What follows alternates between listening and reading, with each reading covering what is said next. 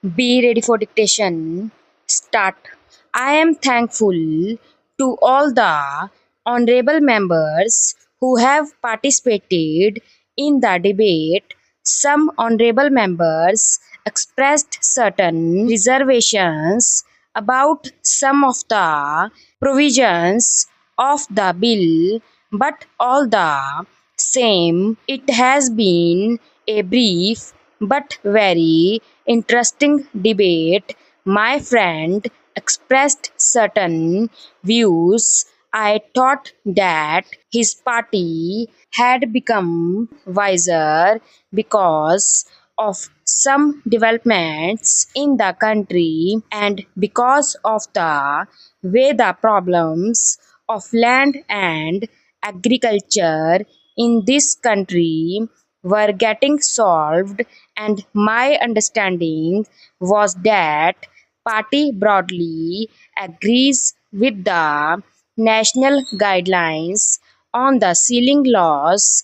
Once I had some talk with his leader, and I was told that the party broadly agrees with the land reforms legislation and guidelines, but opposite views I have heard just now from my honorable friend Sir. These broad guidelines and the national ceiling laws have been broadly accepted in this country as part of the land reforms, and there has been by and large a part of the land reforms, and there has been by and large a general consensus irrespective of party platforms. But while my friend spoke about the bill, though he did not positively say that he is opposed to the provisions, he expressed certain views. For instance, he thought there are certain contradictions involved in the government policies as far as land ceiling laws are concerned. He asked, how is it that on the one hand the government is promoting mechanization, and on the other the government wants to have farms of 8 hectares? Now I would like to tell my friend that as far as India is concerned, first of all, this is not a country where we can afford to have big farms. The days of big farms, absentee landlordism, and very large holdings have gone.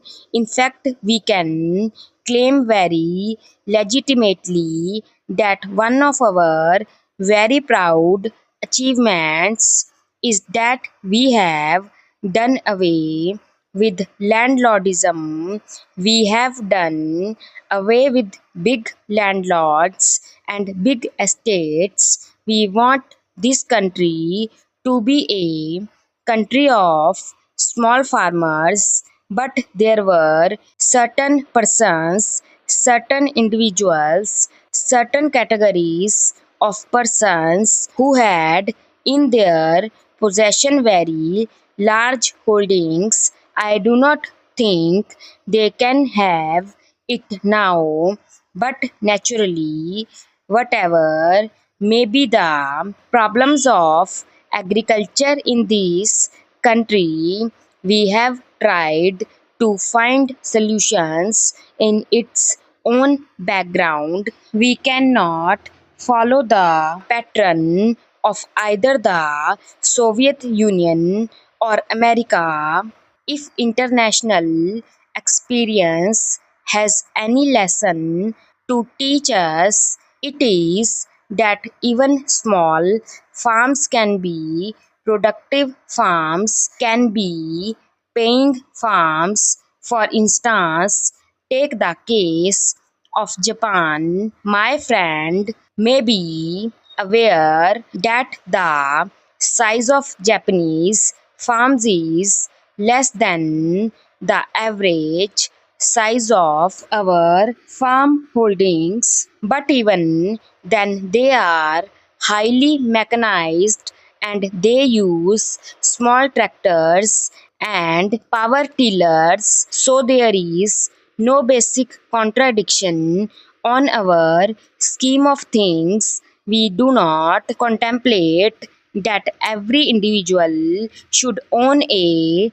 tractor. In fact, what we are trying to help and support in this country is that tractors and power tillers should be available either through cooperative societies or through service centers or through agro industries corporations. So there should be an institutional framework to provide adequate draft power and necessary machinery for cultivation. I do think there is any contradiction involved, but we do not think that every farmer should own a tractor. He also made a statement that there is no ceiling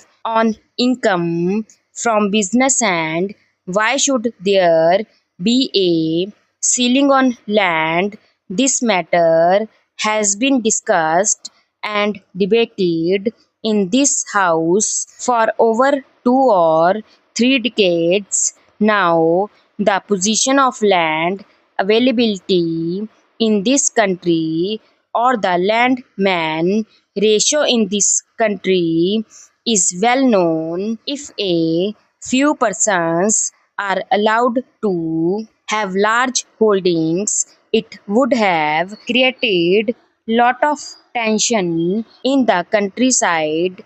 It is not therefore in the interests of the country, but I quite concede that it is not possible to distribute land in the rural areas on the basis of calculation of heads. This is the other extreme which we do not want. We do not want wide disparities to prevail in land holdings. We cannot compare the agricultural sector with industrial sector.